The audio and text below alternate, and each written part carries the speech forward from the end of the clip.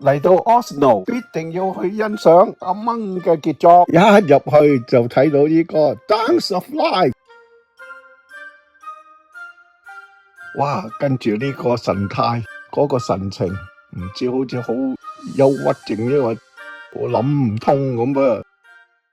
哇！主角出場啦 ，Scream 啊！根據阿掹嘅 looks inspire 佢畫呢幅畫咧，就因為佢哋行到好攰，見到火紅嘅天空，同埋混埋海水一齊，咁咧就大氣之中咧就感覺到有種呼喚嘅。呼喚嘅咩啊？恐懼嘅感覺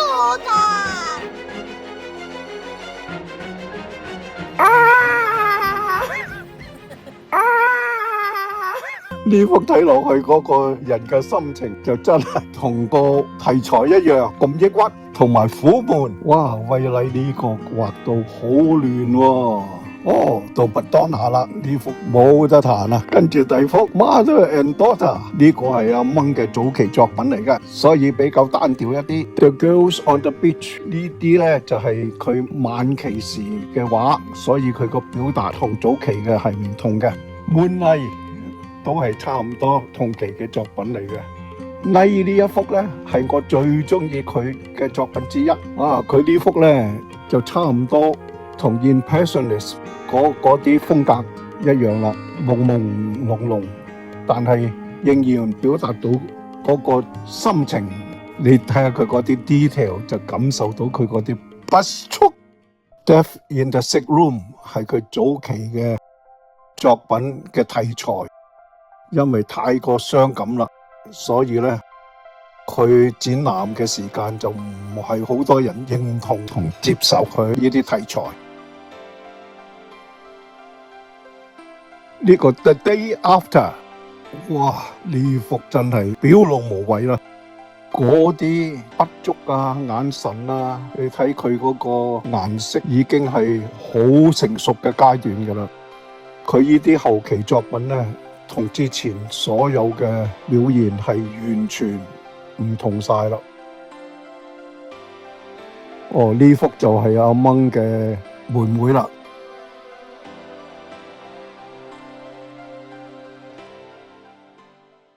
The Sick Child， 哇！呢幅又係我最欣賞嘅作品之一。呢幅啊就係講佢個 sister Sophie， 因為患咗 TB 同埋冇幾多個月就唔掂啦。咁從個眼神同佢個筆觸同埋佢嗰個 scratch， 直情落到底層，將所有嘅 oil 啊嗰啲都刮晒出嚟啊！咁啊表達到佢嘅心情、內心嘅慌張、恐懼同埋悲痛，非言語所能形容啊！跟住呢啲咧就係我哋喺阿掹Museum嗰度睇到嘅作品啦。喺1900年嗰陣時咧，佢就因為喺呢個 Christiania 同埋 Dresden 嗰個 exhibition 就得到好 excellent 嘅 review， 咁就開始咗佢嘅生活嘅穩定，有多少經費啦。咁到1903年咧，佢就廣泛俾人認同佢嘅作品啦。喺1908年，哥本哈根嗰陣時，佢因為 nervous breakdown 曾經住過一輪精神療養院，所以佢嗰陣時嗰啲畫嘅筆觸啊，同埋表達啊，就好似好立亂，好似一團烏卒卒，乜嘢都分唔開咁樣。但係其實呢啲就係佢內心嘅表達。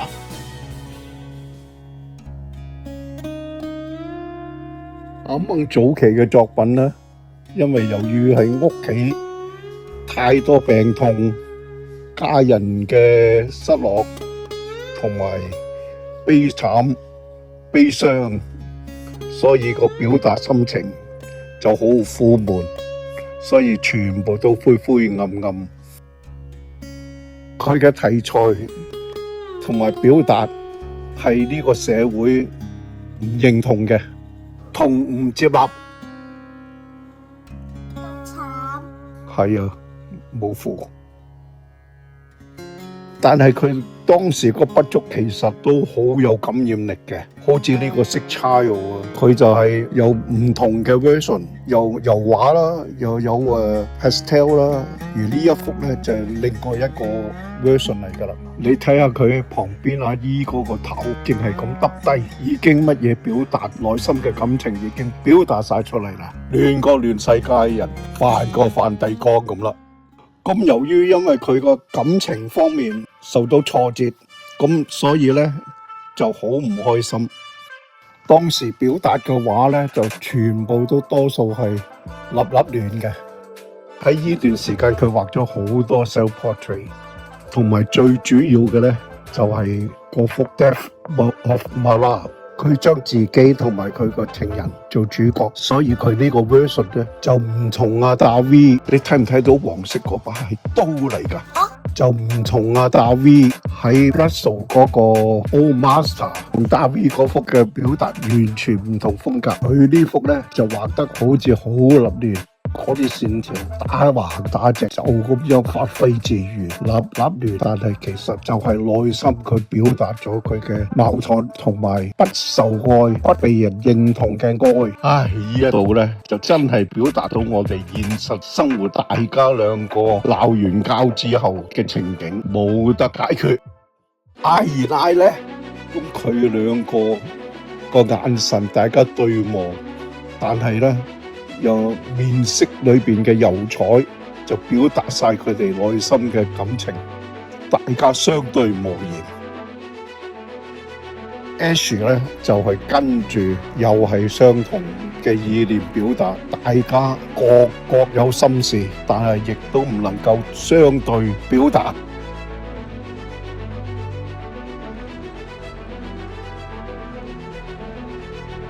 呢幅 self portrait， 你睇佢抑鬱嘅眼神，頭髮嘅 color 嘅 blending， 同埋好無奈嘅心情，全部表達晒出嚟。Despair 咧就係 before 呢個 Scream 之前嘅習作嚟嘅。係啊，咁所以咧，佢尾後就喺真正喺 Scream 嗰度就表達發揮晒淋漓盡致。Jealousy 呢幅咧，雖然睇佢好似滑稽，但係咧佢嗰種心情想渴望嘅愛又得唔到，俾人搶咗，自己就默都唔知想點。但 Light Wanderer 咧又係實際就係佢自己嘅 portrait 嚟嘅，咁個心情咧就係又係唔知想自己表達乜嘢，但係咧就喺度混混沌沌嘅心情咯。